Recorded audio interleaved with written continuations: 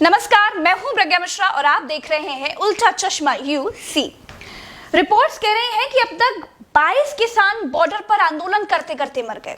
बंगाल में सौरभ गांगुली जी की तबीयत खराब होती है तो पूरी सरकार ट्वीट करने लग जाती है। करना भी चाहिए, लेकिन 22 किसानों की मौत पर सरकार की जुबानों पर ताले लगे हैं। यह है किसानों के लिए सरकार का दोहरा चरित्र। खैर, आज मैं आपसे बात करूंगी कि सरकार कृषि कानून वापस क्यों नहीं लेना चाह रही है, उसकी मजबूरी क्या है।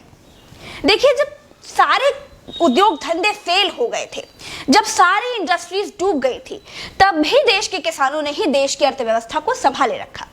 खेती ही एक ऐसा उद्योग था जो मुनाफे में था। अब सारे कॉर्पोरेट की गिद्ध नजर किसानों पर है, खेती पर है, फसल पर है, किसानों की जमीन पर है। देश की अर्थव्यवस्था के साथ पिछले 6-7 सालों में चीरहरण हुआ है और अर्थव्यवस्था के साथ पूरी तरह से बलात्कार किया गया है। और अपने इस इकोनॉमिक्स कोलैप्स को छुपाने के लिए किसानों को कॉर्पोरेट्स की झोली में अब फेंका जा रहा है।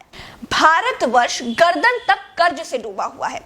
इस समय जब मैं आपसे बात कर रही हूं तो हमारे देश पर 162 लाख करोड़ का कर्ज है, जो दुनिया भर की अलग अलग बैंकों से लिया गया है।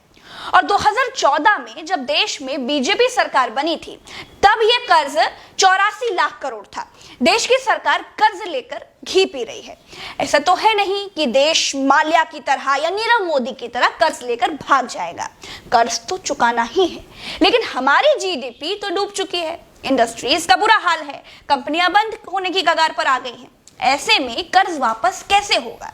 जो सामने दिखाई देता है तो मुनाफे वाला एक ही रास्ता बचा है और वो है खेती, जिसमें कॉर्पोरेट को 200% तक मुनाफे की गारंटी है और कॉर्पोरेट को हर हाल में वो चाहिए ही चाहिए। और सरकार को कॉर्पोरेट की ये बात माननी ही माननी है, क्योंकि पॉलिटिकल फंडिंग किसान तो करता नहीं है। किसान सिर्फ वोट देता है, फंड तो कॉर्पोरेट से आता है। तो अब अगर आप कृषि कानून की जगह पर कॉर्पोरेट कानून कहें तो बात ज्यादा क्लियर समझ में आएगी। सरकार ने अपने कानून में कहा है कि किसान भंडारण कर सकता है। अब आप होनोलुलु की सरकार तो है नहीं कि आपको ये मालूम ही नहीं है कि जिस किसान को आप जिंदा रखने के लिए 6000 की खैरात दे रहे हैं, वो भंडारण करेगा कैसे। या 6000 में किसान ने अगर अपने गोदाम बनवा लिए हो तो उसकी जानकारी मुझे नहीं है इस वक्त पर। आपको अच्छी तरह से मालूम है कि देश का 95% किसान भंडारण नहीं कर सकता, तो फिर भंडारण करेगा कौन? 5 रुपए का भुट्टा 35 रुपए में बेचेगा कौन? फ्री की धनिया 50 रुपए में देगा कौन? वही आपका कॉर्पोरेट, जिसको हर हाल में इस देश को मुनाफे वाला किसान चाहिए ही चाहिए। देश में खेती से जुड़ी अर्थव्यवस्था को अगर अलग कर दिया जाए तो देश की जीडीपी 50% और गिर जाएगी। बेरोजगारी जो अभी 9% है, वो 35% पर पहुंच जाएगी।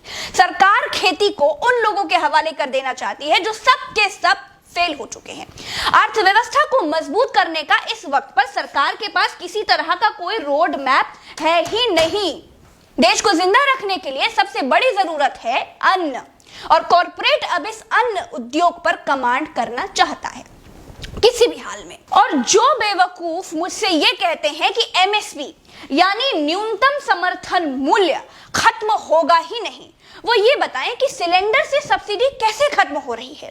वो ये बताएं कि एयर इंडिया कैसे खत्म हो रहा है। जो ये कहते हैं कि मंडियां खत्म नहीं होगी, वो ये बताएं कि जियो के आगे बीएसएनएल कैसे खत्म हो रहा है।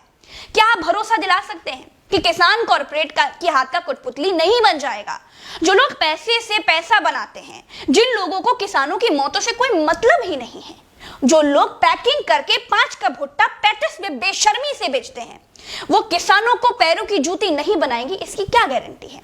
और जो लोग आज मौन हैं, जो लोग आज ठेले से फ्री की धनिया खरीद कर मिर्ची भरकर चल देते हैं, वो ये जान लें कि यह कानून महंगाई की गारंटी है।